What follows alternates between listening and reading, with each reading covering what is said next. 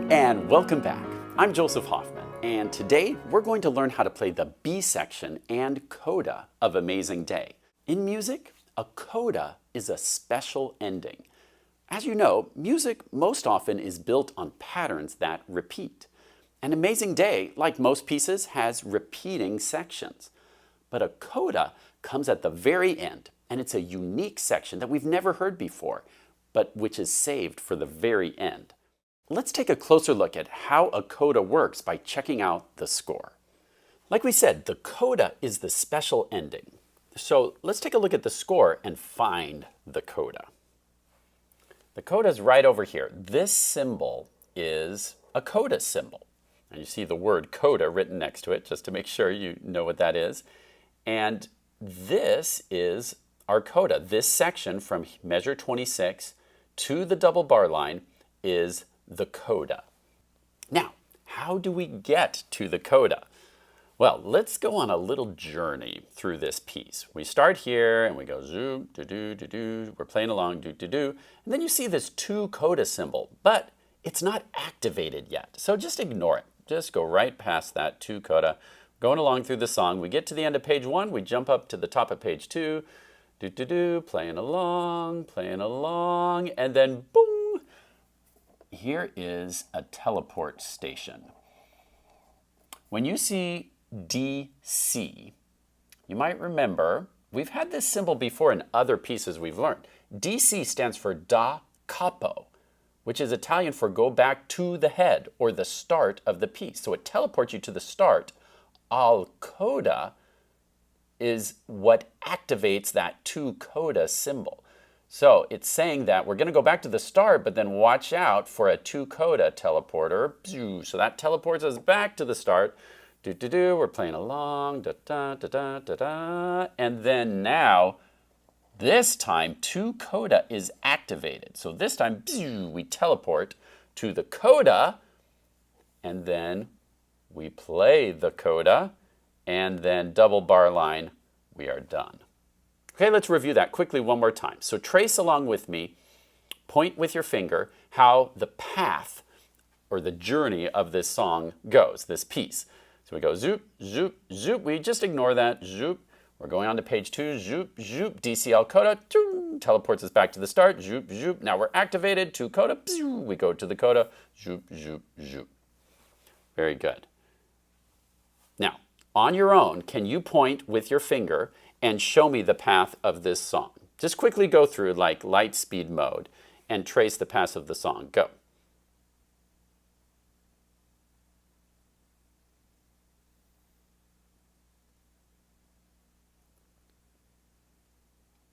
Okay, you should have gone zoop, zoop, zoop. Just ignore that. Zoop, zoop, zoop. DCL coda. Zoop, zoop, zoop. Two coda is activated. Zoop, zoop, zoop. Now what we learned last time, I would call this entire page, because it's all built on similar patterns, this whole section is called the A section of our piece. Let's go with purple. This section here, which is what we're going to learn today, is called our B section, because it's contrasting. It's different from our A section. Okay? Then at the DCL coda, we go back and do part of the A section again, and then we get to our coda, which will make green. That's the coda. So we could say the form of this piece is A, B, A, and I'm going to put a little prime, that little dash is sometimes called a prime, to show that there's a special ending for this A, and that is the coda. But the large form of this piece is A, B, A. We do the A section, we do the B section, we go back, repeat the A section with a kind of special twist at the end. Now, let's come to the piano to learn the B section and coda. So let's start with the right hand today as we learn the B section, which begins here in measure 17. Now, looking at the first two notes the right hand plays, can you tell me the interval between these first two notes?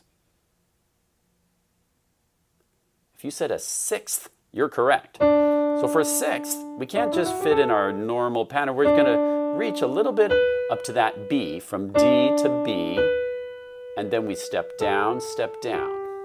Now let's look at the rhythm. We have rest, ta, ti, ti, ta. Now you try. Good. Then after that, rest, ta, ti, ti, ta. Then we step up. Now tell me the interval from this note to our next note. If you said down a fifth, you're correct. What's a fifth below A? That brings us down to D. So once again, a little bit of a reach, but no problem, right? And then as you come down to the D, let your fingers just kind of shift over, because then we have to just step up. D, E, F sharp. So let's try that measure alone. We have ta, ta, ti, ti, ta. Now you try. Good. Now let's put those two measures together. We have rest, ta, ti, ti, ta, ta, ta, ti, ti, ta. Now you try.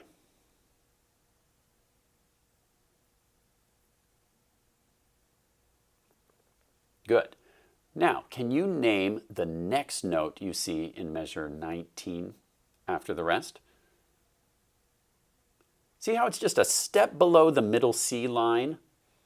So we know that's a B. And then what's this next note? If you said G, you're correct. What's the interval from B to G? Ah, it's another sixth. So see the pattern we have here? We had this sixth in measures 17 and 18, then rest. Same pattern again as measure 17, but down a third below it. And then step up, step up, step up. So let's listen to that whole line. Rest, ta, ti, rest. Now let's look carefully at measure 19. You'll notice there's a finger 4 above that G there. That's important. You might prefer to use a 5, but then in the next measure, you're out of fingers. Sometimes a fingering is to prepare you for some notes to come. So it's very important you follow that finger 4 in measure 19. Pause the video, please, and practice measures 17 through 20, right hand alone, until you feel like you've got it mastered, then press play to go on.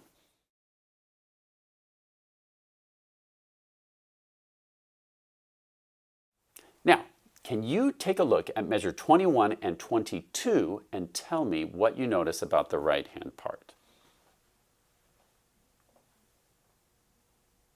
Hopefully you noticed that these notes are the same as the notes in measure 17 and 18. So you know this already. Rest, ta. See how helpful it is to look for patterns? If you just started playing those notes, it might be a while before, oh my gosh, I know this. But if you glance ahead and take some time to look for those patterns, you'll see that it's already something you've mastered. Now, what about measures 23 and 24? Is this same or different from last line? Yeah, here's something new. Now we have a rest, C natural, and then we skip up, skip up. See how we kind of have this double skip? 1, 2, 4. And you have to use that fingering to get ready for that next chord, which is a D, an E, and an A, all in one chord. So we have rest, C, E, G, chord, with a crescendo to build up to this exciting moment. Now you try.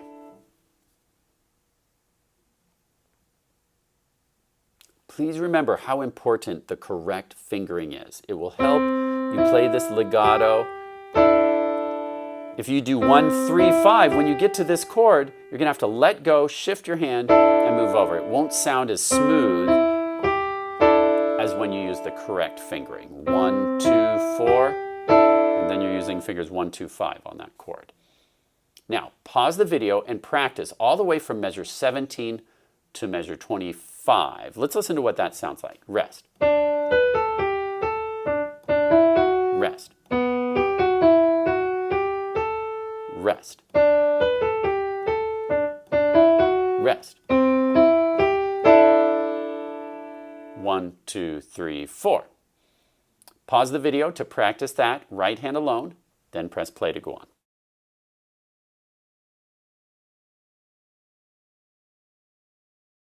Now let's check out the left hand part. Can you name the first note that we start on in the left hand in measure 17? If you said G, you're correct. Now this time we're on a G pretty near middle C. So find this G right here. Here's my middle C. Find this on your piano, finger 2. And I'd go ahead and have your finger 3 ready on that F sharp because we're going to be needing that really soon. Now, I would say that this line, you're going to be able to handle figuring this out on your own. So pause the video and see if you can figure out measures 17 to 20 on your own. Play through it, make sure you count the beat so you're getting the rhythms and the notes correct. Then press play and we'll try it together.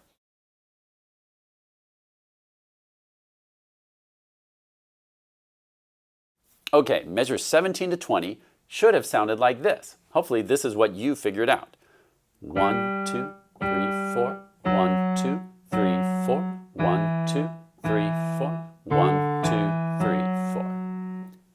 If that sounds like what you just played, way to go.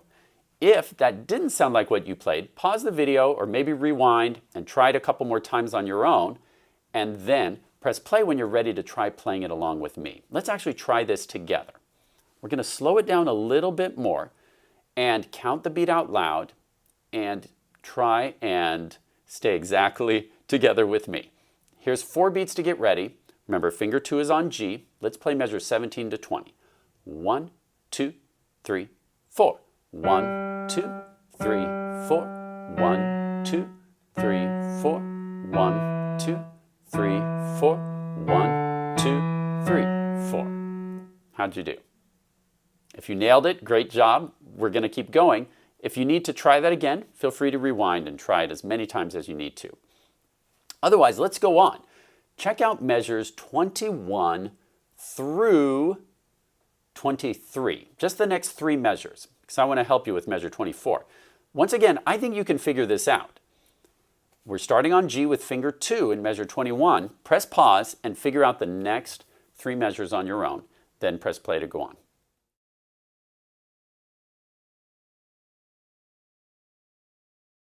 Here's what you should have played. G, G, F sharp, F sharp, and then we have this chord, which is what? It's a G and an E for 4 beats. Let's try it together. Start at measure 21, count the beat out loud with me. Here's 4 beats to get ready. 1, 2, 3, 4. 1, 2, 3, 4. 1, 2, 3, 4. Chord 2, 3, 4. Good. If you nailed that, let's keep going. If you didn't, just rewind and keep trying it until you do. Now, if we're going on, next we play an A with our finger 1. Now, here's a big skip down. Can you tell me the letter name of this next note? If you said A, you're correct. But hey, we're already on an A. It's this low A, right? It's an octave down. So we come from this A, 2 beats, then we switch down here, and you'll notice a finger 5, but then it switches to a finger 1, and that's because we've got to step down in the next measure. So switching to finger 1 is very important, so you're ready for those stepping down notes, which brings us back to the start because of the D-C-L coda. So let's look at that measure one more time. Here's measure 24. We play that A.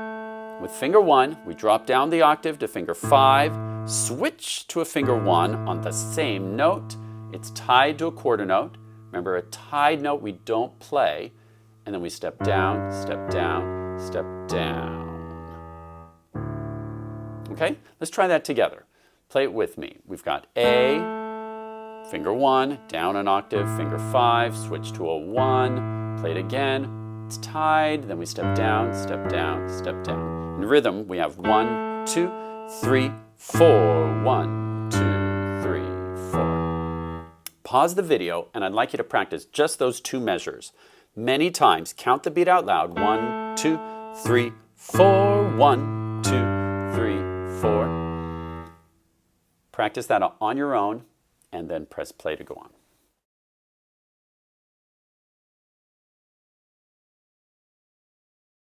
Now, for a couple of days, you may just practice this section hands alone. But when you're ready to tackle it, you can put this hands together and it will sound like this. 1, 2, 3, 4. 1, 2, 3, 4.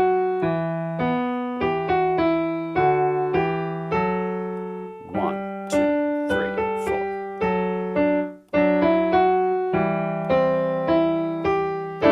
2, 3, 4. 1, 2, 3, 4. Then we're back to the A section. And I would go ahead and start the A section when you're practicing the B section. The reason for that is so you get used to that transition. Okay, you want to practice going back so when you put it all together, you don't have this awkward moment where you don't know how to shift back to the A section. So again, when you finish that B section, go ahead and at least start a few notes of the A section. Maybe that far is plenty. Okay, so if you'd like to pause the video and work on that hands together, you can, or it would be okay to save that for later. Because now we're going to take a look at the coda. Actually, before we look at the coda, let's look at measure 9, which leads us to the coda. So let's say we've done the DCL coda, we go back, we play line 1, line 2, now on line 3, now finally we get to follow this 8VA, second time only instruction. 8VA stands for octave. That's saying to play it an octave higher. When you see that 8VA over some notes, that means take it one octave higher than what you see. So remember, the right hand used to be going, but now instead, the second time we do this, it's going to be up here. And now the 2 coda is activated, so we come over here to measure 26, where you'll see we do this pattern now in C and G with that C and G chord. And now instead of the 8VA, we actually have the notes written up where they belong. Now, here's where we have a new pattern in measure 29. We have F, G, E, D. See that pattern? And F, remember, is actually F sharp because of our key signature. So we have F, G, E, D. Okay, so let's watch that again from measure 26. We have.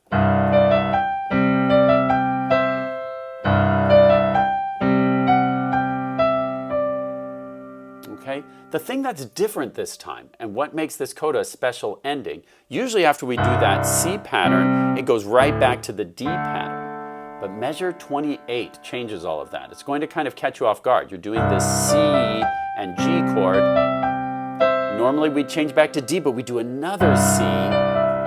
And then we have this F, G, E, D. Then take a look here.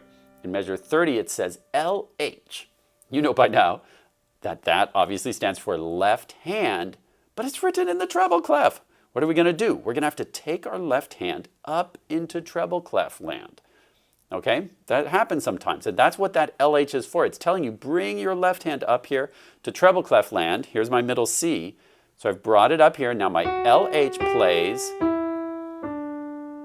What do you notice about those 4 notes? It's the same 4 notes we just heard in measure 29. So our right hand plays that pattern, our left hand plays that pattern. Then, we're down in bass clef, but it says RH. What does RH stand for? Right hand, of course. So our right hand is going to cross over our left hand to play these notes in bass clef. And you probably noticed that's the same notes, just down 1 octave. We have F, G, E, D. Now, what do you notice next? LH means the left hand's going to come way down here. You probably see a pattern going, but again, never assume anything. What 4 notes do you see here? If you look carefully, you'll see it's another F, G, E, D. F, G, E, D 4 times. We start with the right hand up here, then left hand, then right hand crosses over, then left hand. And when I say F, I really mean F sharp, of course. Okay, watch that one more time. The right hand plays, left hand, right hand, left hand. And you'll see that the dynamics are getting softer, softer, softer. See those decrescendos? Each note needs to be gradually getting softer.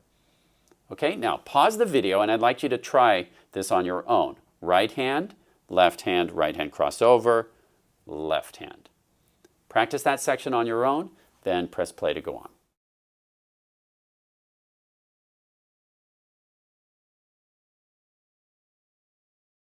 Now, after the left hand gets down here, we should be very quiet, all the way down to a piano. See how that's tied into beat 1. When notes are tied, we don't play it again, so we hold that, and then we have this chord that repeats. That's a fifth, that's our D and A chord, and now we're crescendoing. That's tied, and then our right hand, see all these notes down in the bass clef? Our left hand can't do all of that. And sometimes a composer will show you use left hand and right hand by putting the stems down and the stems up. Stems down are for left hand, stems up are for right hand. See how these low two notes, the stems are pointing down, then we have this chord where the stems are pointing up. Now, take a look at measure 34 and see where the stems are going up. Tell me the names of those 3 notes you see on the staff. Remember, we're in bass clef. So those 3 notes are D, E, and A. Okay, and together, hands together, it makes this cool sounding chord.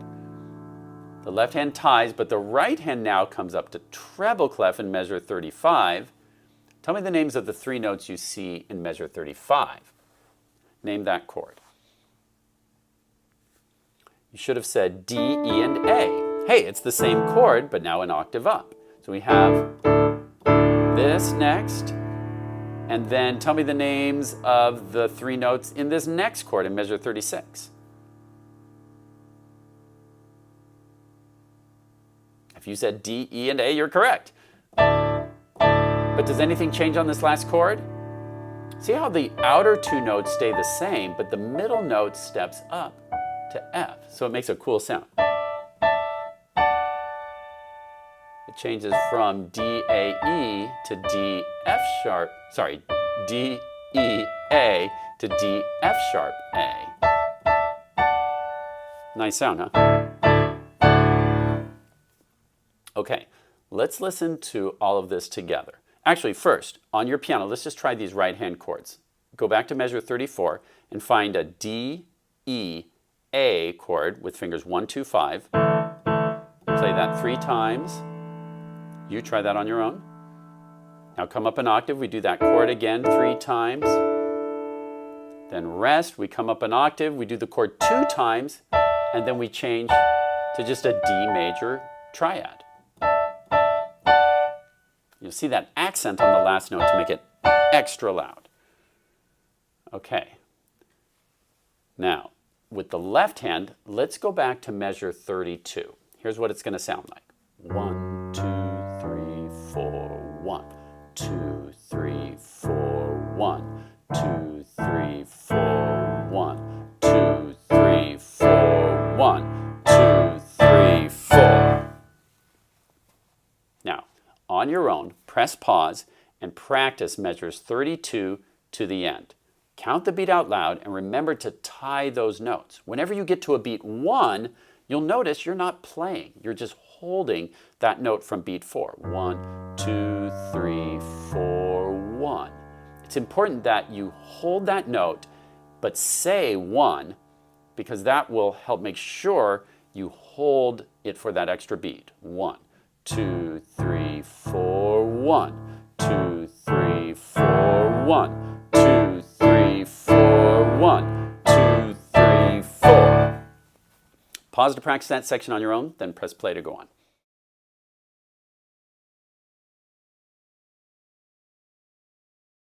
Now, let's listen to the entire coda, which starts with this C and G chord, and our right hand's up an octave here.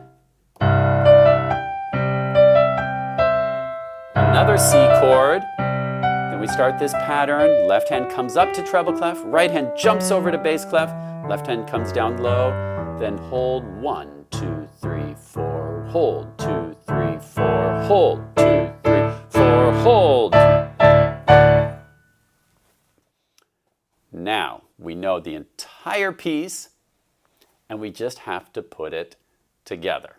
As you practice this, I suggest you take small sections at first, master it in 2 measured chunks, 4 measured chunks, and then gradually go to the full section and then try putting it together with the full piece. Also, be sure you're counting the beat out loud or using metronome. Start slow and gradually increase speed. Make sure you're getting the rhythms correct from the beginning so you have good habits all along. Great job learning how to play the B section and coda of Amazing Day. Happy practicing and see you next time.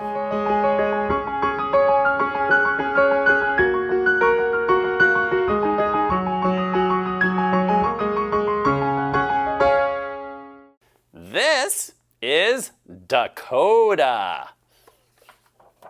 And North Dakota, South Dakota.